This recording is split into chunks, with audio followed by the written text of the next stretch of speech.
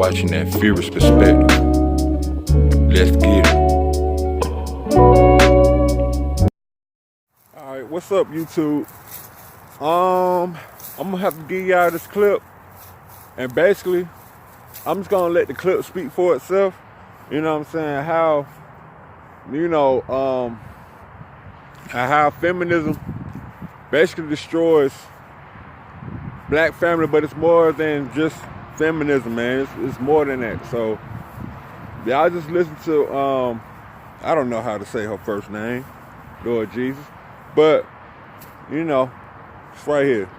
This her name. But I'm gonna show you. But I'm already gonna give my perspective on this already, man. Basically,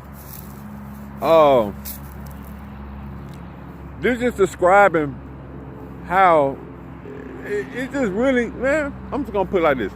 It's really just getting to the point where I really try to say this whole time. You know what I'm saying? So this is just a retrospective of what this lady's saying and contains to what I'm saying. And me and her share the same perspective about how this is affecting the household, especially the black household. So with that said, I'm gonna go ahead and play this clip right quick. My position is that the black woman's disrespect and rebellion against the leadership and the authority of the black man is a direct cause of the breakdown in our black family structure. Now, of course, there are many black people who consider those fighting words, because as black women, we have never been subject to the kind of examination that our men have been subject to since we have been here. We have been somewhat protected and shielded from any kind of critiquing about our personal behavior, whereas our men have always been up for examination. The book is not an attack on black women. I have never said that all black women do everything that I list in my book. None of us have lived long enough to do everything that I list in the book, but most of us do some of the things that I've listed in my book.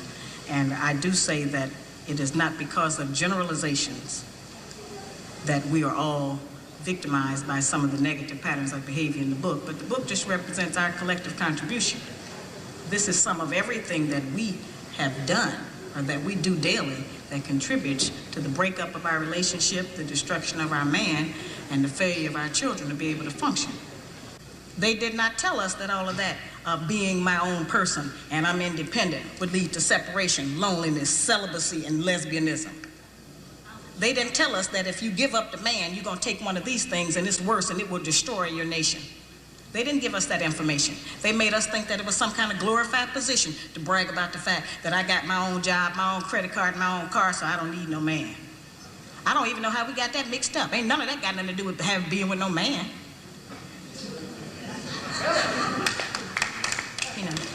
We have some serious relationship problems that nobody has been able to address us on, because everybody wants to pretend that this is not going on.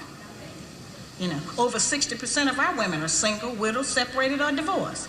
They don't have a man. I just came out of Florida, and they got a housing complex that the Urban League built, which is a black organization that is for women and children only. They say they don't allow any men in there. I didn't have time to deal with it, but I talked about them real bad. That's the silliest program I've ever heard of. Them women that had men if they got a bunch of children. They need fathers. They need protection. We hear about the drug problem that we have in our projects across the country. It's one of the major places that we have a drug problem.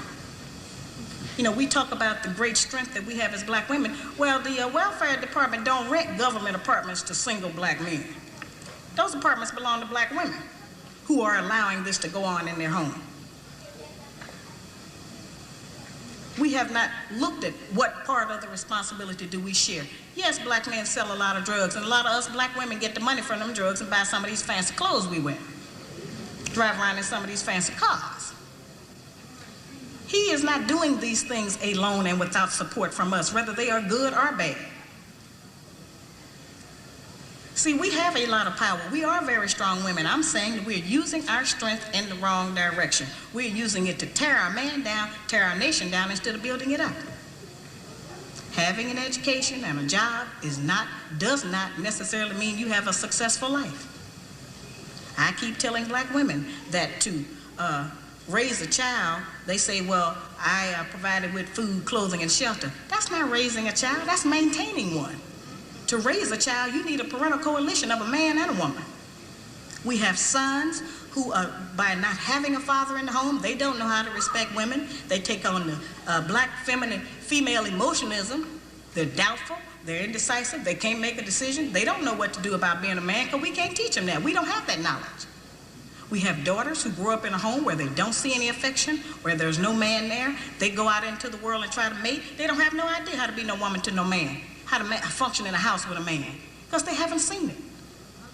Most of our children, just like us, get all the information we have about how you be with a mate off television. It's the only medium that shows us anybody being together. Those rules have not worked for us. The white woman's liberation movement, we don't have anything to do with that. We have not been under the control of the black man for over 500 years, so what do we have to get liberated from them from? They haven't been our boss. That's the white woman and her man. They're going through that, and that's their business. We don't have any business being in that. They only introduced it to break down the civil rights movement.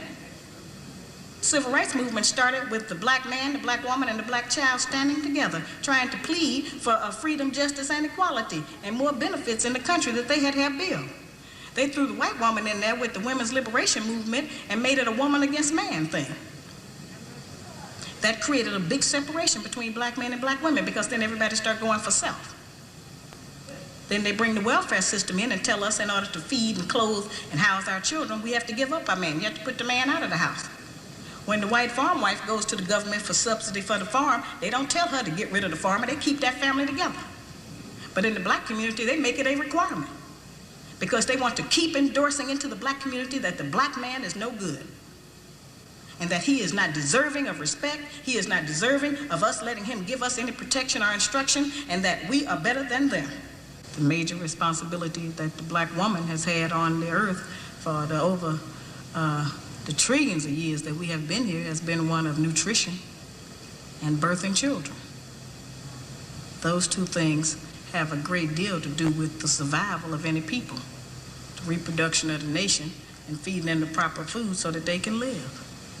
Those are very important jobs. Those are very powerful positions, because it puts us in a position to decide who's going to live or die, and how slow they're going to die by what we feed them. We have a very powerful position.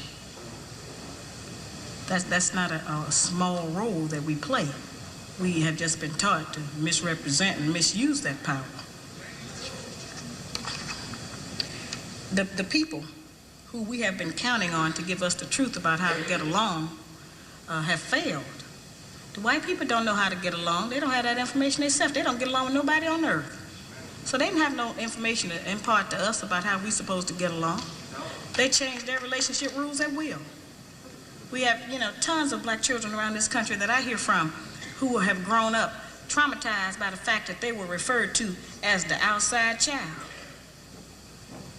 When we were having children like that, they called it illegitimate children, until the white woman started having them, and now it's single parenting.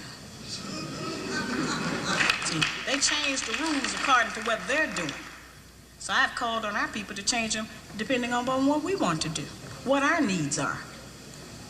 There's another need that has not been addressed in our community, because nobody will deal with it, and that's one that God did not create three sexes. We only have men and women. Now, I have not said that we should reject the sisters who try and act like men and the men who try and act like women. I'm not saying to reject them from among us, but they need to be taught. We don't have to accept that as some kind of normalcy, because that's not normal.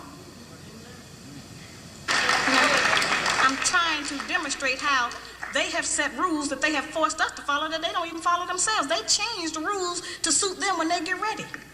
We can change them to suit us when we get ready, especially if we have what we have now, which is a failing system. It hasn't worked for us. We don't have to be ashamed that it hasn't worked for us. But we do have to be ashamed of the fact that we keep plodding behind it and not trying to make the corrections that will help our people to survive. All right, I'm back. I hope that y'all like that. I hope that y'all got that. And I hope that y'all got that clearly. This is the last time I'm ever gonna speak about women. I'm done with this section. I'm done with this. So there's 3 videos I made so far containing women. Y'all can go check that out, but this will be my last time. This will be my last time talking about that. So after this, I'm gonna let y'all see my dark side, man. I'm really gonna let y'all see what the fuck that I got. I got something in store. Just know that. I got something in store. Just know I got something in store. You know what I'm saying? Because it's like I'm tired of seeing what's going on my timeline. Like, but anyway, you know what I'm saying? Don't forget to like and subscribe. Let that subscriber count go higher. Let it go higher. The more subscribers I get, the more content I bring you. I stay up all night looking at these. I stay up all night researching. I stay up all night trying to get my facts straight about everything.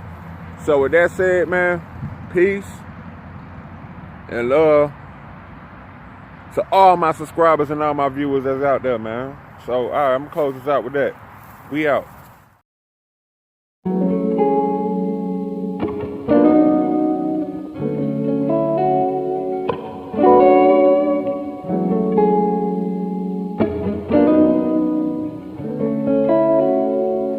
Thanks for watching that Furious Perspective.